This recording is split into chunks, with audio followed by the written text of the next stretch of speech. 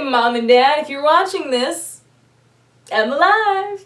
Okay, so I took a poll on Twitter and Instagram about what story time y'all would be interested in hearing this week, and it was oddly close, which is good because I plan on telling all of them eventually, so I mean, subscribe to stick around and hear some of those other ones. But the winner was the sketchiest job I've ever had, which luckily was only about a month ago, so it's fresh in my mind. So my take on this might seem a little complicated. There might be a few mixed signals, because I feel like most people's initial reaction when they hear about this is to feel bad for me or feel sorry, and I'm like I don't want that, because there were some genuinely funny moments out of this, but at the same time, I'm not trying to glamorize it or encourage young girls to run out and start doing this, but at the same time, I don't look down on anyone who chooses to do it, but at the same time, it can be a gateway to some really dangerous stuff, and it can be addictive, but at the same time, I'm okay.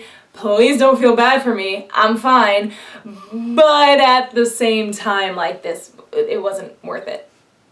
Anyway, that's my hot take on it, my very confusing hot take. What is it? Let's talk about what it is. I'm gonna do my best to keep this brief, but I think it has to be kind of a long story because there were so many crazy twists and turns. So I'm gonna do my best here. This all started when I was browsing Craigslist, as it usually does. And I came across this ad and it was work as a karaoke hostess in Koreatown making a lot of money. And I read the thing and I was like, this seems too good to be true. I'll put it here, you can kind of read it for yourself. Pause it here if you want to read it, I'm not going to stay on there. But basically it was hey, do you love going karaokeing with your friends and partying?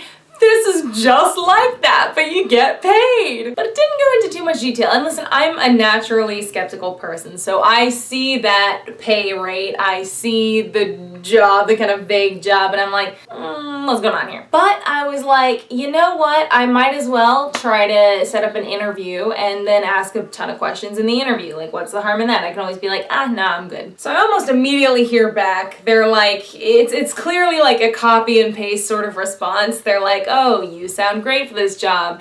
Let me tell you about it. Do you like partying with your friends? Basically the exact same thing. But I was still I can ask all the questions I want to in the interview, whatever. I'm not actually doing the job until I say that I'm doing the job, whatever that may be. So that night I go to my place of work where I am ironically hostessing, but not the same kind. You'll see why later. And I'm talking to my fellow coworker and I'm telling her about this job and she's did you see that on Craigslist? I was yes. And she was oh yeah, I saw that exact same post and I Googled it and I think it's a human trafficking thing. And I'm just what? And she's yeah, I don't know. I didn't really look into it much. I just, first thing I came across. And when I thought back to the response email I got, I realized that a lot of things were a little off. So they specify it's not an escort service, so it has nothing to do with any strips and any sexual service. Some alcohol could be involved, but it's a very safe environment. Which is kind of you had to specify that for a reason, And then it also says, all I do is to connect you to karaoke and I will give you a ride to protect you from others. Again, I hadn't accepted the job yet. I was planning on asking questions.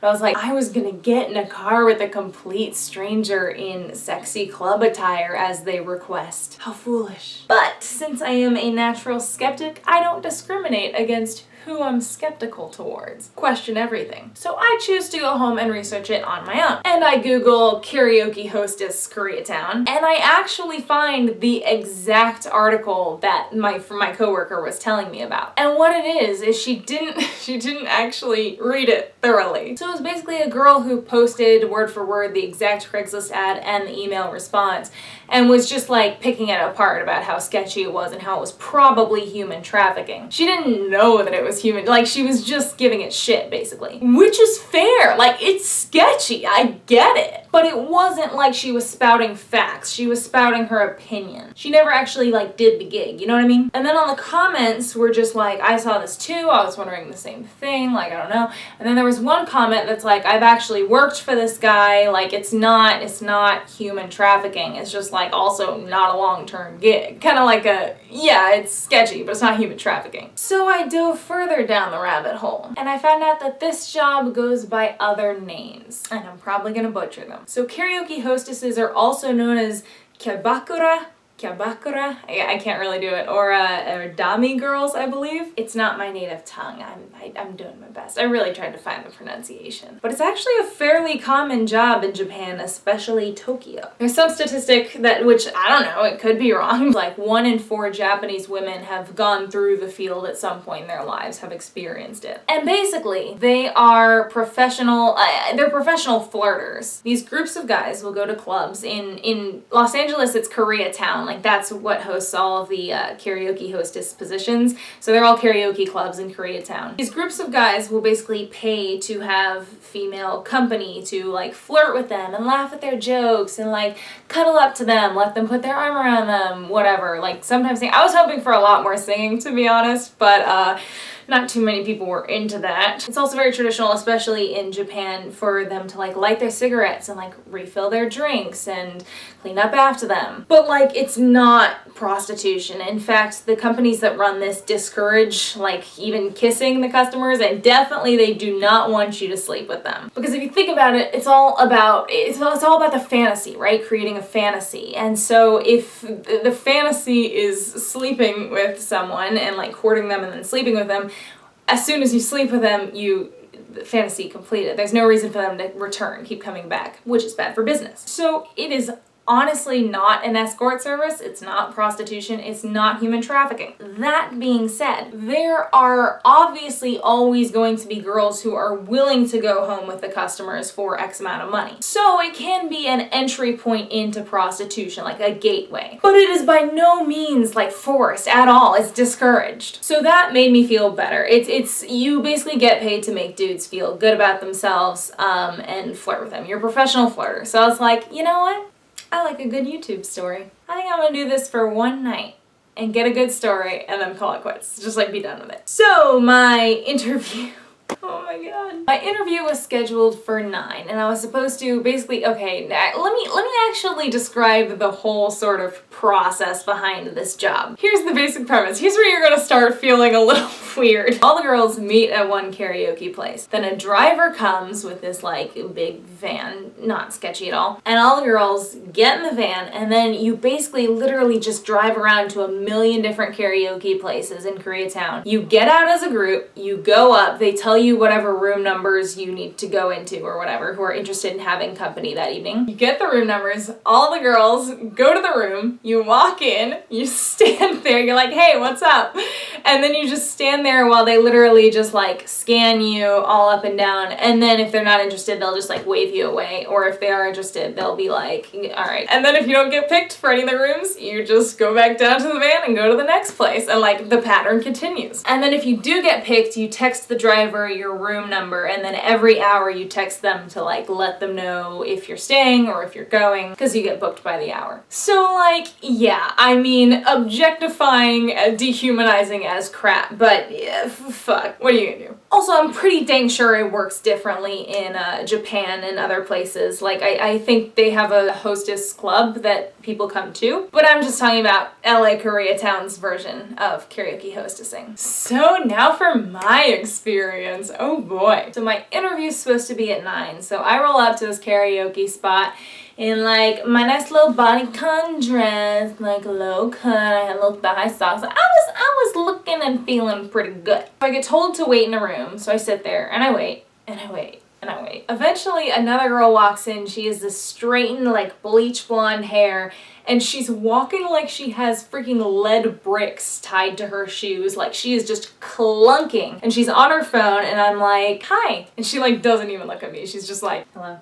So I was like, okay, she does not want to talk. So she just sits there in silence on her phone until like 9:20, and then she just gets up and leaves. And I'm like, okay, that's weird. But I keep waiting. Eventually, girl number 2 comes in, and I lucked out with this one because I love this chick. She's this tiny little petite brunette who's just like super peppy, like immediately comes up, says hi, sits next to me, and just starts like shooting the shit. And as soon as she finds out it's my first night, she gets like so excited, like takes me under her wing, starts like explaining all the ins and outs of everything. And so of course I unload all of my questions on her because I'm like, yes, gold nugget source of information. And so the first thing I ask about is safety. And she's like, no, it's completely safe. Like, you do not have to do, that's the biggest thing, you don't have to do anything anything that you don't want to. At any point, you can get up and you can leave. Like, they don't force you to do anything. So I was like, cool. And then I was like, so what if I don't drink? I should probably like keep that on the DL, right? She's like, actually, a lot of the girls don't drink, surprisingly. So you should be good. And then I was like, all right, let's cut to the chase. What's the craziest fucking story you've got? And she's like, I mean, the thing about this gig is you find your boundaries where your boundaries are, and then you don't have to go past that. So she's like, my personal boundaries, like, I don't even like kissing the dudes, but you know, I've been in the room with another girl where she went home with a dude for 2K. She's like, probably the weirdest thing that's ever happened to me is like, I was giving a guy a lap dance, and I was like, okay, her boundaries are different than mine. Cool, cool, cool, cool, cool. But she was like, and then when I stopped and turned around, he was like buckling up his pants, and I was just like, she was like, and I didn't feel anything. Like, I don't know why, like, how, woo. But she was so cute. She also, oh my god, this is my favorite part. She was giving me all these little, like, tips, all these little advice, and one of them was, she was like, also, I recommend learning how to work the karaoke machines because they're all in Korean, and, like, I've only figured out how to get to the A's. So this bitch, every time she wanted to sing something for karaoke, had to think of a song that started with an A. And she was like, I really want to sing Beyonce, but I can't think of any of her songs that start with an A. Oh my god, she was so cute. So eventually at 9:40, homeboy frickin' shows up. There is no interview, by the way. He just sort of looks at me and it's like, okay. And then they say, go to room 10 in the same karaoke place, which I think they're just fucking moving us from one room to another because sometimes they do that. So I'm putting my jacket on, like getting ready to go out to the van to start driving, and I go into this room and like there are people there. And my new friend who went in first was just like, hey, y'all looking for some company? And I was like, oh, okay, we're starting. All right here, huh? Didn't give me any sort of debrief or anything about what this job is. Okay, cool. Luckily, I did not get picked because, dear God, I would have been so lost. So we get in the van and it's like, 5 or 6 of us, I think, in the van. They drive you around in a van, by the way, so that like people don't follow you back to your cars. Like, it is sort of for your protection and also convenience, but also, yeah, so you don't get stalked. Not sketchy. We go to the first place. The very first room we went into, I was actually surprised because the dudes were actually pretty young and like somewhat attractive. And when I expressed the surprise to my friend, she was like, yeah, I always want to get picked for those rooms, but I never do. You're lucky if you get picked for those. Unfortunately, that was very much a rarity. It was mostly like middle-aged guys. A lot of times Japanese, Chinese, Armenian was the other big group. We went room to room. You just went in, you said what's up, you stood there while they looked at you like a cattle call, and then they'd usually say like, sorry, or I'm okay, or whatever, and then you would just leave and go to the next place. And a lot of the girls were like getting more and more pissed off when they weren't chosen. They were like, they started sulking down the halls or whatever, and I just had this huge smile on my face because I was like, this is buck wild. Like, this is crazy. I turned to them, I was like, can you wrap your mind around how freaking crazy this is? They weren't amused. But don't get it twisted. Eventually, that smile started to fade because this shit got tedious. Like, it was the same thing over and over and over. And you'd start like repeating the club circuit too. Sometimes you would go to a place, drive around for 2 minutes, and go back to the exact same place. And I say there was a lot of rejection. Like, it is somewhat a blow to an ego. I wasn't too emotionally hurt by this because I actually read in a blog when I was doing my research. This girl who had done it had made it a point to be like, dude, you can't let it get to you because here's the thing. Like, again, it's all about the fantasy. In like real life, you wouldn't be interested in any of these dudes. They wouldn't stand a fucking chance. So just like keep that in mind when you keep getting told no over and over and over. But it's still just annoying. Like by hour 3, you're just like, why? Like why? And like one room I went into, sometimes you go into a room and most of the guys already had girls. Generally it's usually like one guy for every girl in the group. And it's very rare that a dude will go alone to one of these places. It's a group sort of activity. So sometimes you'd go in and there would already be some girls for some of the guys.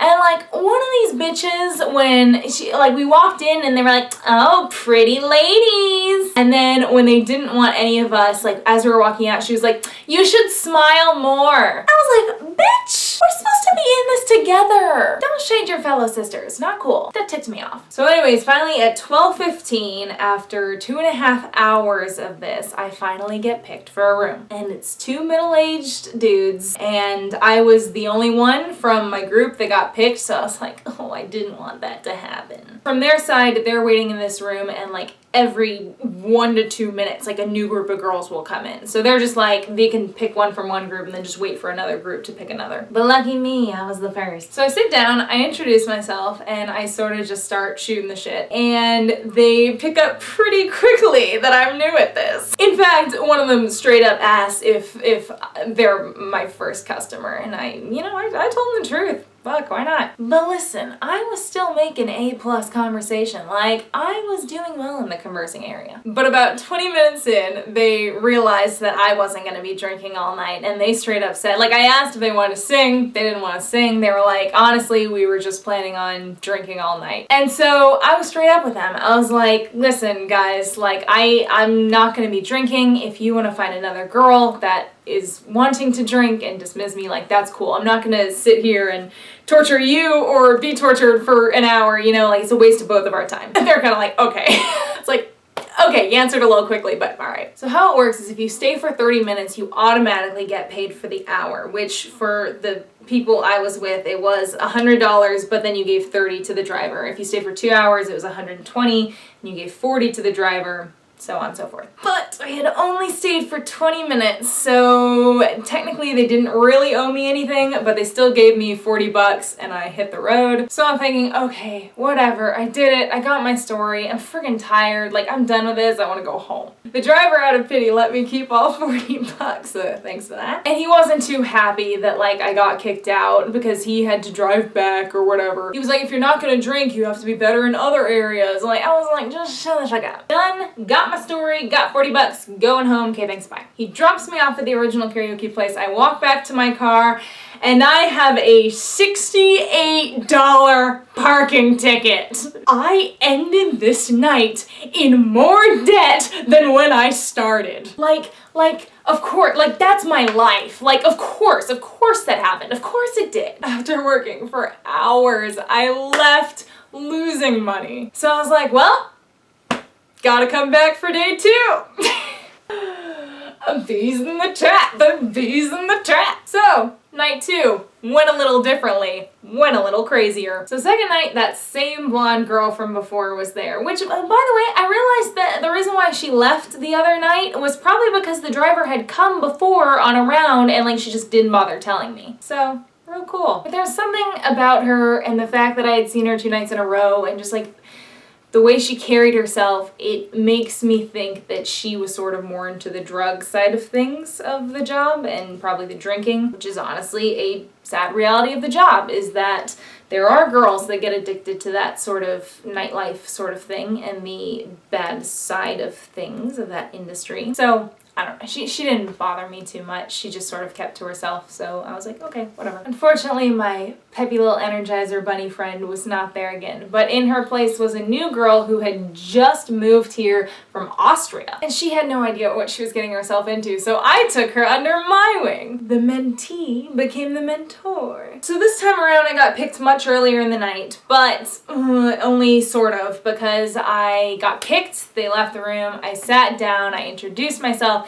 and he immediately grabs my boob and just says, touching? And I'm like, no. And I pieced out of there real quick. Which honestly pissed me off. It's like, well, you already freaking did it, so you're gonna pay me? Because, like, you did it before asking. That's not generally how the order of those things go. So that irked me, but whatever. Drive around a bit more, and then I get picked for another place. This place had, I'm talking faster because my memory's running low. This room had 9 Chinese middle-aged businessmen in it, and then there were also like 9 girls around them. And this one dude picked me, and basically whoever picks you like go sit next to. So this one dude picked me who already had like 2 girls on him. Whew, it's a good story when I have to take a break to upload the footage I already have to make room for more footage. So homeboy already had 2 girls on him. So I go over because he still picked me, so I'm still gonna sit next to him. And he like turns me around, I'm like, okay, and then just immediately smacks my ass. And I'm like, God damn it, am I gonna have to walk out of this room again? And the thing that stopped me was that it's hard to explain. So like there were a lot of girls, obviously, but one of the other girls who was with him was like, oh yeah, he's got quite the firm slap there. And then the dude turned his attention elsewhere and I sat down. And so then I asked her, I was like, hey, how's it been going? She just sort of had this aura of like authority and like honesty. So I asked her for real, I was like, hey, wink, wink, nudge, nudge, how's it been going? And she was like, oh, it's fine. And she was like, I've been doing this for years. Like this, don't worry about it. So I was like, okay, I trusted her. She was also like, it was kind of funny. They were smoking cigarettes, which is unfortunately popular in that scene and sort of culture. And she was just like, openly disgusted by it, like literally just sitting back going, oh, like not giving a shit what they thought. So I was like, okay, I like this chick. I'll sit through this one. We'll see what happens, and you know, I can leave at any time. And you could tell this group of girls were like looking out for each other. Like whenever someone did something that made one of the girls uncomfortable, like all the other girls would very quickly change the subject, would be like, hey, do you want to do karaoke? Like, oh my god, yes, I love karaoke. Let's get karaoke on. So like it was a good environment. And since he had two other girls, fortunately his attention was not on me a lot because they were doing a good job. They were friggin' pro. They were like giving him back massages. They were pros. I was just like, and then he tried to go for the boob. But at this point I had ninja-like reflexes, so I literally was like, no, like stopped him before he could get there. And at first he thought I was like joking around. He kept trying, he's like, I was like, no. And also only like 2 of the dudes actually spoke English, and my guy did not. And bless her heart, that same girl was like, hey, it's too early for that, like trying to persuade him to stop. And when he realized he really wasn't gonna have a shot touching me, he like threw a tantrum, like honestly like a child. He was also plastered, but like a child, he like was just not happy, and he told me to go sit on the other side of the room with like those guys over there. And I was like, okay, that doesn't bother me. So I go to the other side of the room and I sit between these 2 guys, one of whom speaks English, who don't bother me for the entire rest of the hour. Like they get it. They understand that I don't want to be messed with, and so they just talk to me. Like we shoot the shit. It's a good time. And I get to sing some karaoke. I sing some New Rules. I sing some Lady Marmalade. I sing some Moana. Cause you know, everyone loves a good Disney song when you're trying to hook up with people for money. Still, like again, this is gonna be one of those like, I know I'm sort of flipping back and forth here, but like, even though nothing happened to me really in that room besides getting my butt smacked once, which is like, okay, whatever. It still like didn't make me feel great because there were other girls who were allowing more that they clearly were uncomfortable with. Like the guys were like pulling up their skirts when they didn't like it. Like it was, you know, it still made me feel icky even though I didn't really experience too much of that. And like literally any girl will tell you, you luck out if you get in a room where they don't want to, you know, where they're just fine with like leaving you be for an hour. Like that's considered lucky. So I'm not trying to glamorize this gig or like recruit people for it. I'm just glad at the end of the hour they were like, he straight up asked the dude who spoke English, she's like, okay, who's coming home with us? None of the girls did, and so they like got upset and left. They still paid though. I was like, thank you, I'll take that parking ticket money and I will be on my way. And then I was like, okay, now I'm done. And like the driver was still upset that I wanted to quit early. He's like, you know, usually girls stay until later and like you should let me know if you think you're gonna go earlier. And I was like, okay, I'll keep that in mind for next time. But like legit 100% wasn't worth it. Like I got my story. Hopefully you guys are entertained. I got a little bit of money, but like, I wouldn't do it again, and I don't recommend it. But this has been that story. The story that got second place in the vote, by the way, where my teacher punched a girl in my class and knocked her out. Eventually I will be telling that story too. Definitely be sure to stick around and hear that one. I love that story. Man, I love that story. So subscribe so you don't miss it. And thanks for listening. Like, don't feel bad for me. Really don't. The boob grabbing sucked. Like, that sucked. Like, come on, dude. But, like, I'm good. I've done some weird jobs in my life. Alright, that's all from me today. I'm gonna go live my life, man. I'll see you all in the next video. Also, to be fair, he technically only, like, half grabbed my boob because I was definitely wearing those, like, fake chicken cutlet boob thingies, so, pranked ya!